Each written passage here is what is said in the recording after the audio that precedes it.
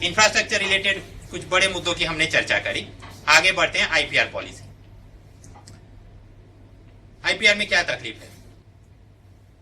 USTR और ये संस्था हर साल स्पेशल 301 रिपोर्ट बनाती है। 301 इसलिए बोलते हैं क्योंकि ऐसा उनके कानून का सेक्शन 301 है। यहां पर ये लोग देखते हैं कि विश्व में कौन से देश हमारी कंपनियों के इंटेलेक्चुअल प्रॉपर्टी राइट्स और कॉम्पिटिटिवनेस को नुकसान कर रहे हैं, उनका ध्यान नहीं रख रहे हैं। ऐसे देशों को फिर वो विभाजित करेंगे। जो एकदम खड़ूस देश होंगे उनको वो बना देंगे प्रायोरिटी कंट्रीज, जहां पर की अमेरिकन कंपनियों के आईपीआर हितों की रक्षा नहीं हो रही है। और ऐसे देशों पे स्टिक अप्रोच, डंडेबाजी की जाएगी। कैसे? वहां से जो भी माल आएगा अमेरिका में, उसके ऊपर वो बड़ा टैक्स कस्टम ड्यूटी डाल देंगे या फिर उनको बैन कर देंगे या डब्ल्यूटीओ में जाके उनकी फरियाद करेंगे। तो एक तो इस प्रकार के देश होंगे। फिर ऐसे कुछ देश जहां पर की अमेरिकी कंपनियों के आईपीआर की रक्षा नहीं हो रही है, लेकिन वहां पर कैरेट अप्रोच अपनाएंगे क्योंकि डंडेबाजी करने में समस्या रहेगी। चीन है, रशिया है, भारत है। यहां पर कि बायलेटरल टॉक करेंगे, कॉन्फ्रेंसिंग ट्रीटी, हम आपके लिए कुछ करते हैं, चलिए आपका जो भी माल आएगा उस पर कस्टम ड्यूटी इतनी कम करते हैं, आप उसके सामने हमारे लिए ये कुछ करो। सो लाइक दैट, मतलब कैरेट अप्रोच से आगे बढ़ेंगे। तो भारत का नाम यहाँ पर प्रायोरिटी वॉच लिस्ट कंट्री के अंदर है। 2014 में भी था और 15 में भी आ गया। तो अमेरिका को भारत की रिजीम से क्या तकलीफ है?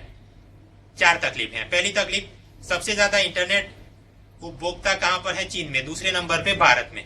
और भारत के अंदर 60% of the software are pirated. तो स्वाभाविक है इनको मजा नहीं आएगा। नेक्स्ट, सॉफ्टवेयर को भारत के अंदर पेटेंट नहीं मिलता, केवल कॉपीराइट मिलता है। फिर अगर कोई आदमी सिनेमा देखने जाए और वहां पर मूवी को अपने कैमकॉर्डर से रिकॉर्ड कर ले तो उसे बहुत बड़ी सजा मिलनी चाहिए। ऐसा कोई कानून नहीं है। Anti camcording law is absent. तो मतलब ये डिजिटल पायरेसी की समस्या। Next, pharma piracy. कोई एमएनसी को अपनी ड्रग भारत में अप्रूव करानी है, वो फाइल देगा सरकार को, लेकिन वहीं से देशी कंपनी वाले वो सारी इंफॉर्मेशन जुटा लेंगे, किस प्रकार का ड्रग मॉलिक्यूल है, इस प्रकार से मैन्युफैक्चरिंग होता है, और वही मॉलिक्यूल की वो फिर पेटेंट लगा देंगे और इनकी फाइल जल्दी से क्लियर, और वो आगे बढ़ जाएंगे और जेनेरिक ड्रग का मैन्युफैक्चरिंग शुरू हो जाएगा। कई बार हम लोग ये भी पाते हैं कि विदेश में किसी ड्रग मॉलिक्यूल का पेटेंट हो चुका है, लेकिन उसमें 1-2 केमिकल बॉन्ड में कुछ फर्क करके भारत की कंपनी वाले यहाँ नया पेटेंट ले लेंगे। और अपनी सरकार के पास, अपने पेटेंट एजेंसी के पास इतना भी रिसोर्सेज नहीं है कि वो क्रॉस चेक कर पाते कि वो तो पहले से हो गया है। तो मतलब एवरग्रीनिंग के नाम पे भारत वाले दूसरे का चुरा के उसमें सुधार करके ले लेते हैं, तो उनके ऊपर कोई सजा नहीं कर रहा है। तो फार्मा पायरेसी का इश्यू है। Next, price control. हम जानते हैं कि एसेंशियल ड्रग का प्राइस कंट्रोल करने के लिए नप्पा नाम की संस्था है जो 500 से अधिक दवाइयों के ऊपर प्राइस कंट्रोल करती है। लेकिन कुछ मेड इन इंडिया ड्रग्स को ये नप्पा वालों ने छूट दे रखी है कि भले वो 500 की लिस्ट में हो फिर भी उनको हायर प्राइस पे वो बेच सकते हैं। उसके सामने अगर एमएनसी कंपनी वाले आके जाए तो उनको वो बड़े प्राइस पे बेचने की अनुमति नहीं देते। उल्टा वहां पर तो ये पेटेंट के कानून लेके आते हैं। फॉर एग्जाम्पल सेक्शन 3D की वहां पर एवरग्रीनिंग का मुद्दे के नाम पे आपके ऊपर रुकावट डाल दी, या फिर सेक्शन 84 वहां कंपलसरी लाइसेंस के नाम पे आप पे कुछ रुकावट डाल दी। ये 3D और 84 क्या है, प्रीलिम वाले लेक्चर में चर्चा कर चुके हैं। मैं वापस इसलिए नहीं पढ़ाऊंगा क्योंकि ये यूपीएससी में पूछ लिया दोनों सेक्शन। ओके, तो अमेरिका को ये तकलीफ है भारत से।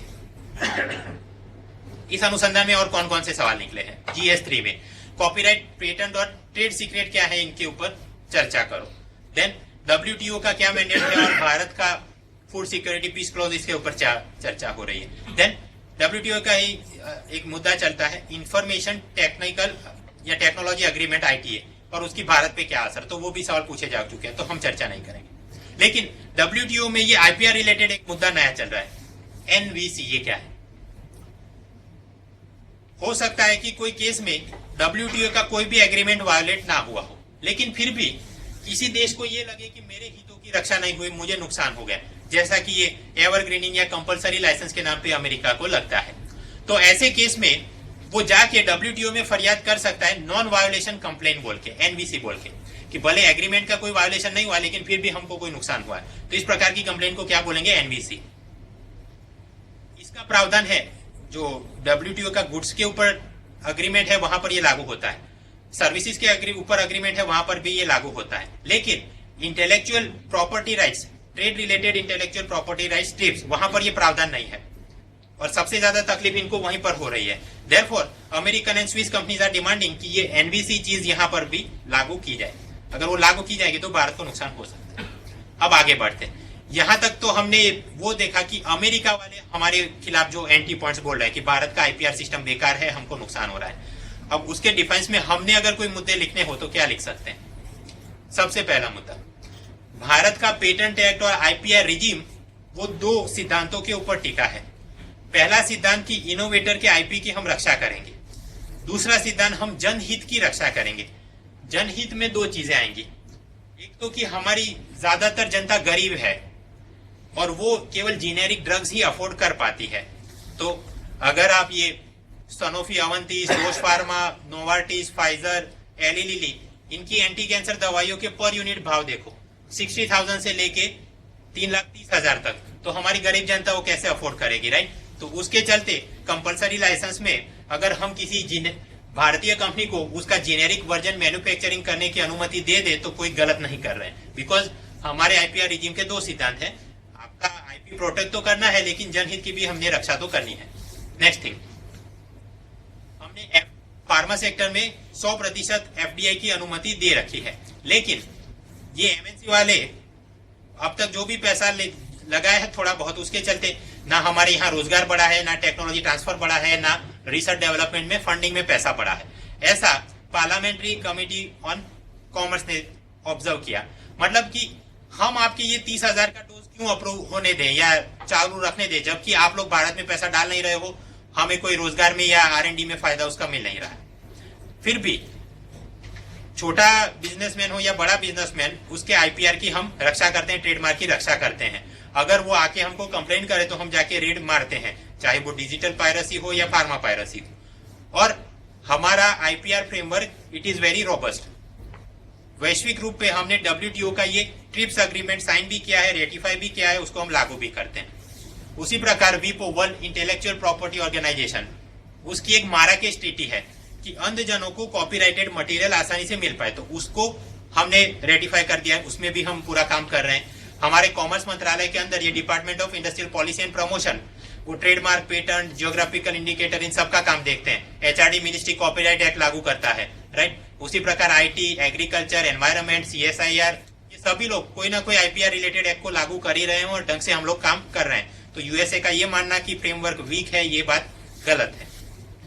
लेकिन हाँ, इसमें और सुधार की आवश्यकता है और वो आवश्यकता को पूरी करने के लिए हमने एक कमेटी बनाई जस्टिस प्रभा श्रीदेवन के चेयरमैनशिप में, और वो उसकी क्या टाइमलाइन है मैं पढ़ूंगा नहीं, घर पे देख लेना। हम सीधे आते हैं कि उसकी क्या सेलिएंट फीचर है, नहीं ये ड्राफ्ट आईपीआर पॉलिसी के सेलिएंट फीचर। सबसे बड़ा मुद्दा है यूटिलिटी मॉडल। यूटिलिटी मॉडल क्या है? ये एक साइडकार है और इस साइडकार का पेटेंट हो चुका है अमेरिका में या किसी भी विदेशी देश में। अब ये साइडकार ऐसी है, इसकी मेरे को यूटिलिटी बढ़ानी है कि ये मतलब कि मुझे बहुत धूप लग रही है तो कोई उसके ऊपर ऐसा रूफ होना चाहिए, अंदर एसी की व्यवस्था होनी चाहिए, और ये अल्ट्रावायलेट रेडिएशन से मेरी स्किन खराब ना हो जाए इसलिए इसका सन ग्लास का पूरा ऐसा फिल्म लगानी चाहिए। फिर यहाँ रात को चला रहे तो ज्यादा हेडलाइट और सिग्नल की भी आवश्यकता होनी चाहिए, राइट? तो मतलब ये मैं क्या कर रहा हूँ, किसी अमेरिकन ने इसका साइडकार का पेटेंट तो कर दिया, लेकिन भारतीय परिस्थिति के अनुकूल इस साइडकार को बनाने के लिए मैंने इसमें यूटिलिटी जोड़ दी। कौन सी? ये रूफटॉप लगा दिया, कांच लगा दिया, हेडलाइट लगा दी, एसी चार्जर, ब्लूटूथ, वाईफाई, जो भी लगा। So what are these things? They are not patent, these are utilities. तो व्याख्यायित करते हैं, utility patent is an innovation that increases the usefulness of a product और प्रोसेस। यहाँ हमने देख लिया, वो प्रोडक्ट तो पहले से ही है, हम उसकी यूटिलिटी बढ़ा रहे हैं। ये नॉवेल आइडिया है, हाँ है, लेकिन हम इसे इन्वेंटिव आइडिया या नॉन ऑब्वियस आइडिया नहीं बोल सकते। एक मोटरसाइकिल है, उसके बाजू में साइडकार होनी चाहिए, वो जब विश्व युद्ध के पहले से ये तो सोचा था, तब वो एक इन्वेंटिव आइडिया था। लेकिन अब उस पर धूप लगे और मैं छत लगा दूं तो it is an obvious thing, okay, वो नॉन ऑब्वियस नहीं बोल सकता मैं उसे, देयरफॉर ये पेटेंट नहीं बोल सकते इसको। लेकिन हाँ, इसका भी कोई यूटिलिटी के नाम पे छोटा पेटेंट तो होना चाहिए। भारत के अंदर इसको रिकॉग्नाइज करने के लिए कोई प्रावधान नहीं, लेकिन अन्य देशों में है। वहां पर उसे यूटिलिटी पेटेंट बोल के या फिर पैटी पेटेंट बोल के 6 साल 15 साल की ड्यूरेशन में पेटेंट दिया जाता है। मतलब ओरिजिनल इन्वेंटिव आइडिया हो तो उसे 20 साल का पेटेंट मिलेगा, और मैं ऐसा छत बना के कुछ कर दूं तो वो मेरा पैटी पेटेंट है, दूसरे आदमी को मिलेगा 6 सालों के लिए, ऐसा कुछ। So this is the thing. Justice Sridevan ने अपनी जो ड्राफ्ट आईपीआर पॉलिसी बनाई वहां पर कहा कि भारत के अंदर भी एक कानून बनाया जाए जिसके अंतर्गत ऐसे यूटिलिटी मॉडल पेटी पैडन अलॉट करने के प्रावधान होने चाहिए। अगर ऐसा किया गया तो भारत के एमएसएमई सेक्टर को, ग्रास रूट इनोवेटर को प्रोत्साहन मिल सकता है। So these are good things. क्या है अब उसके नुकसान, या केयरफुल रहना चाहिए, अदरवाइज तकलीफ हो सकती है। एक तो मोनोपोली, मान लो कि मैं कसम खा लूं वाईफाई हॉटस्पॉट जिंदाबाद, तो बाजार में जो भी नई चीज आए, साइड कार हो, साइकिल हो, हाथ लारी हो, रिक्शा हो, छकड़ा हो, जो भी, हर एक में मैं वाईफाई फिट करा के वो मेरा पेटी पैडन में लगा दूं कि this is the utility model, और मेरे को अब आप जो भी खरीदो 6 सालों तक 10-10 रुपए देते रहना है, whatever. So it may lead to monopoly in some sector, and because of that ये क्या है, एक प्रकार की छिछोरपंथी टाइप के innovation, inferior quality of innovation को प्रोत्साहन देगा। तो therefore we need to be careful about this one. ठीक है, अब तो सबसे बड़ा मुद्दा था जीएसटी में आईपीआर रिलेटेड क्या यूटिलिटी मॉडल। अब आईपीआर पॉलिसी को रिफाइन करना है तो श्रीदेवन ने अपने रिपोर्ट में जो भी बोला वो मुद्दे याद रखे जाएंगे। नई आईपीआर पॉलिसी में क्या होना चाहिए, सबसे पहले कि अवेयरनेस बढ़ाना चाहिए जनता का। Small and medium enterprises, grass root innovators, किसान है, ट्रेडिशनल नॉलेज होल्डर है, जो गांव के अपने जो वैद्य होते हैं जिनको पता होता है कि ये वाली औषधि से ये लाभ होते हैं, तो ऐसे लोगों को आईपीआर के बारे में ज्ञान देना चाहिए। कैसे दे सकते हैं, नुक्कड़ नाटक करो, audio video, print, social media, जो भी आपको ठीक लगे। फिर आईपीआर को सेलिब्रेट करना चाहिए। एज सच हम 2010 से लेकर 20 को इस पूरी डेकेड ऑफ इनोवेशन के रूप में सेलिब्रेट कर रहे हैं, वर्ल्ड आईपी डे को सेलिब्रेट कर रहे हैं। तो ये सब काम करना चाहिए। ब्रांड एम्बेसडर आमिर खान को लगा देना चाहिए, right. Then cherish the innovators, specially grass root innovator हो, वो महिला हो, पुरुष हो, उनको कोई आप मेडल दीजिए, उनको ब्रांड एम्बेसडर बना के उनको हाईलाइट कीजिए उनके कामों को, right. Creative India, innovative India, ऐसा कोई स्लोगन एडॉप्ट कीजिए, स्कूल में बच्चों को प्रोत्साहित कीजिए, and so on. Then awareness के नाम पे प्रोत्साहन तो देना है और धमकी भी देनी है, खास करके युवाओं को कि वो पायरेटेड प्रोडक्ट यूज ना करे, अदरवाइज आपके ऊपर ये हानि हो सकती है। ठीक है, सबको आपने अवेयर कर दिया, नुकसानों के बारे में जानकारी दे दी। फिर एचआरएम को मजबूत करो, जुडिशरी में एडवोकेट्स को, लॉयर्स को, सबको आप आईपीआर रिलेटेड तालीम दो। पुलिस को, कस्टम, फॉरेस्ट सर्विसेज को, इनको भी आप आईपीआर रिलेटेड तालीम दो। प्राइवेट सेक्टर में एनआईडी, सेफ्ट, अपनी एनआईएफटी, एग्रीकल्चर यूनिवर्सिटी, एमबीए, इन सब में जो भी पढ़ रहे हैं बच्चों को भी आईपीआर की तालीम दो आप। फिर कोई नई कॉलेज खुल रही है, कोई ऑलरेडी कॉलेज है, उसका एक्रीडिटेशन करना है, उस वक्त अगर वो ऐसे आईपीआर के तालीम वर्ग चला रहे तो उनको ज्यादा मार्क्स दिए जाएं, मतलब वो क्राइटेरिया में, ग्रेडिंग में ये प्लस और वो सब ऐसे कोई प्रावधान हो। फिर हो सकता है कि कुछ लोग, उन्हें आईपीआर की तालीम तो लेनी है लेकिन वो यहाँ पर कॉलेज में नहीं जा पा रहे, तो वहां पर डिस्टेंस लर्निंग के प्रावधान होने चाहिए। Massive online open courses, IGNOU, e Gyan course, NIOS, ये सारे मुद्दे आप लिख सकते हैं। तो एचआरएम पे कुछ काम करो। देन ओके, सबको आईपीआर के लिए अवेयर कर दिया, सबको आपने तालीम भी दे दी, लेकिन कुछ खड्डूस लोग होंगे जो कि दूसरे का आईपीआर को, उसको सामने नुकसान करेंगे, तो मतलब देयर विल बी लिटिगेशन होगा, तो जल्दी उसे समाप्त कराना पड़ेगा। उसके लिए क्या करोगे आप? स्पीडी एडजुडिकेशन के लिए बॉम्बे, कलकत्ता, दिल्ली, मद्रास, वहां पर नई पेटेंट बेंच खोली जाएगी और वहां वीडियो कॉन्फ्रेंस की सुविधा होगी, तो आप अपने जिले में से वहां पर अपने मतलब पैरवी कर सकते हो।